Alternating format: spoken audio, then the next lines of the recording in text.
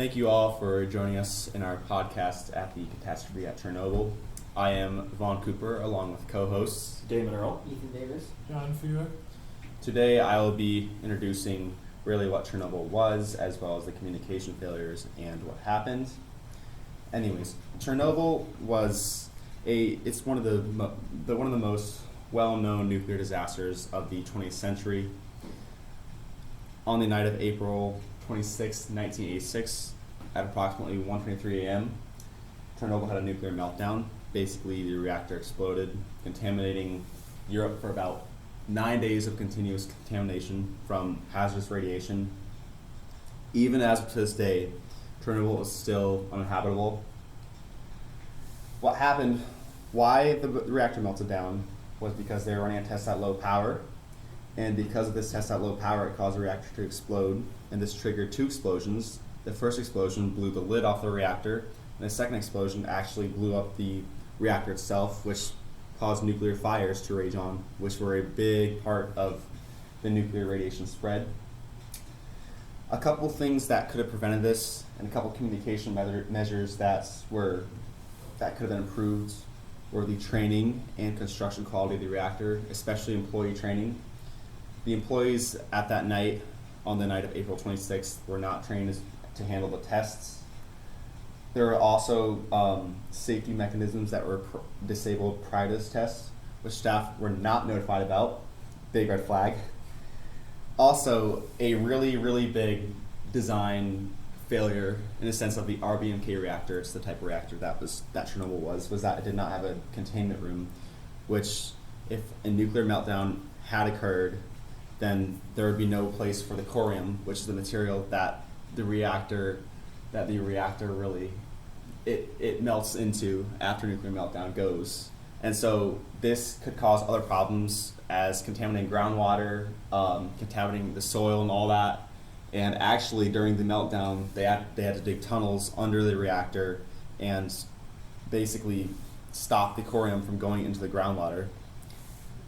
Anyways, also, as far as construction goes, why the reactor was rushed was government demands, especially for power. This was the Soviet Union, so it was a communist society and just a communist system which the government controlled everything.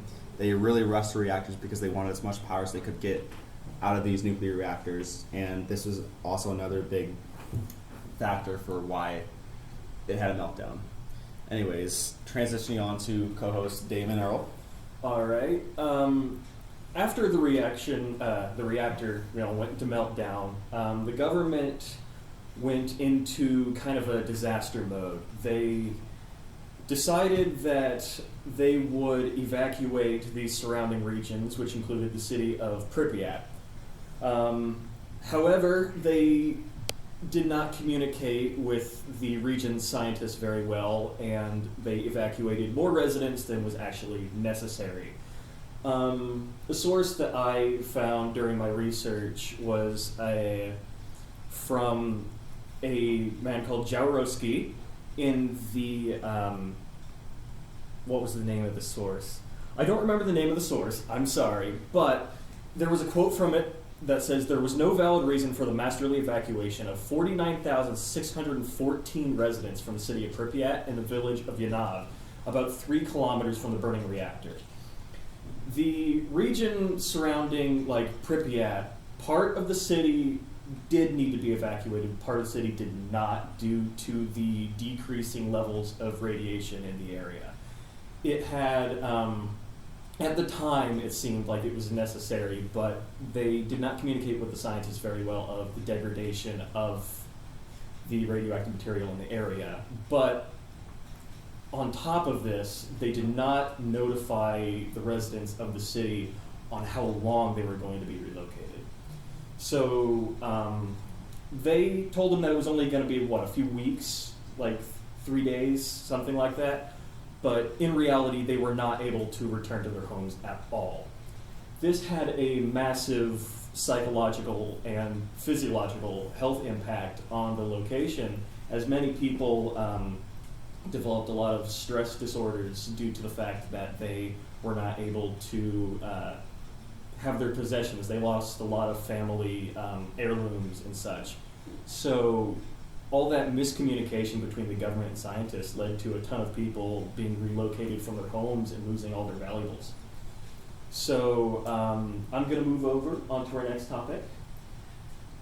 There was some good reason for why so many people were evacuated, because if we look at what exactly was being used in these reactors, it was a form of uranium, and uranium is extremely radioactive. It has a half-life of over 4 billion years, and when the reactor exploded, it released an approximate 30% of the total uranium that was present at the reactor into the air.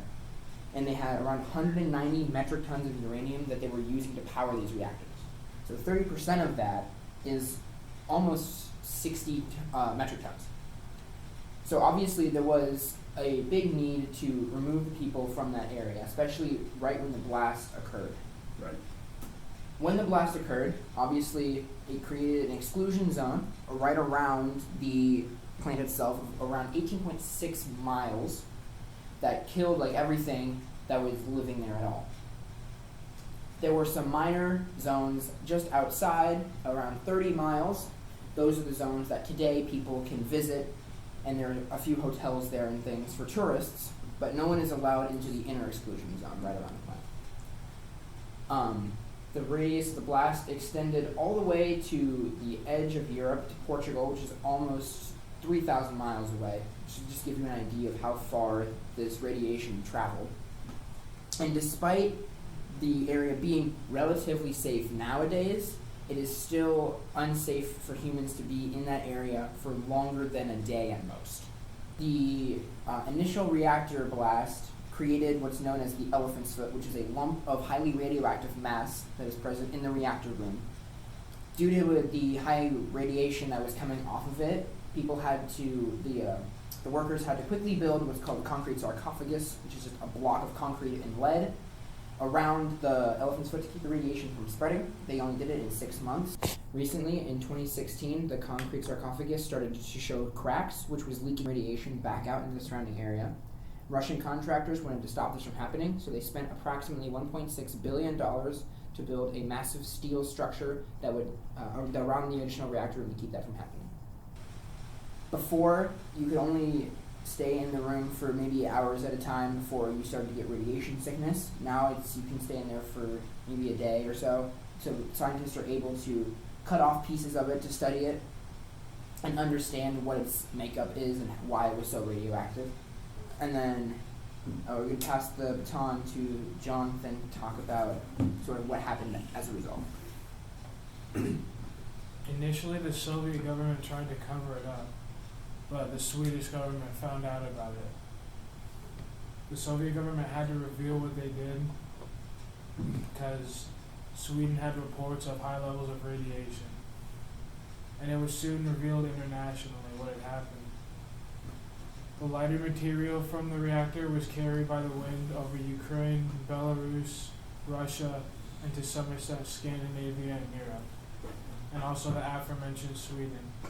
There was an international intervention on the reactors.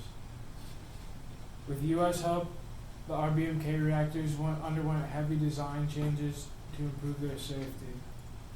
The United States government spent $785 million on the reactors in total. Soviet personnel began to receive on-the-job training, and it was pretty effective because government officials cite that several nuclear experts who have visited the plant since these improvements were made believe that the plant is safer. I'm going to hand it over to Damon Earl. All right. I found the source that I quoted earlier. It was Observations on the Chernobyl Disaster in LNT with the Dose Response by Jaworowski. Sorry, I didn't remember that earlier. Now I'm passing it on to Vaughn to conclude it. All right. In total, this disaster was a massive communication failure and has had a lasting impact on the surrounding countries and basically the world, as radiation has spread pretty much all over the world since then. Even today, the war in Ukraine, radiation still continues to be an issue. I know since they moved through all their countryside and all that, they kicked up radioactive dust from the meltdown, which is still in that area and will probably be for the next century or so. Anyways, it was a massive communication failure, and it definitely could have been handled much better. I thank you so much for listening to our podcast, and I'll catch you all later. Thanks.